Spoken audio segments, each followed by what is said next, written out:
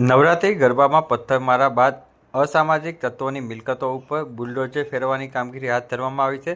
સાથે અન્ય ગેરકાયદેસર દબાણો પણ દૂર કરવામાં આવ્યા છે. ગાંધીનગર જિલ્લાના દહેગામ તાલુકાના બહિયલ ગામમાં ત્રીજા નોરતે રાત્રે સોશિયલ મીડિયા ઉપર પોસ્ટ મામલે હિંસક તોફાનકાંડ બાદ વહીવટી તંત્ર અને પોલીસ તંત્ર એક્શન મોડમાં આવી ગયા હતા.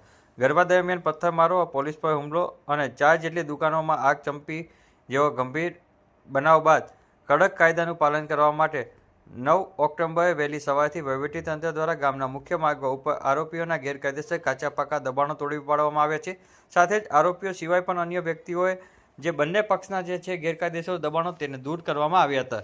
કુલ 13 જેસીબી, 300થી વધુ પોલીસ કર્મચારીઓ સાથે મેગા ડિમોલેશન હાથ ધરવામાં આવ્યું હતું, જેમાં કુલ 186 જેટલા ગેરકાયદેસર દબાણો હટાવાયા હતા, જ્યારે 8 જેટલા દબાણકર્તાઓને કોર્ટમાં જે છે સ્ટે હોવાને કારણે દબાણ તોડવામાં આવ્યા ન હતા. આ જે છે 9 ઓક્ટોબરના રોજ સવારે કામગીરી શરૂ કરવામાં આવી હતી.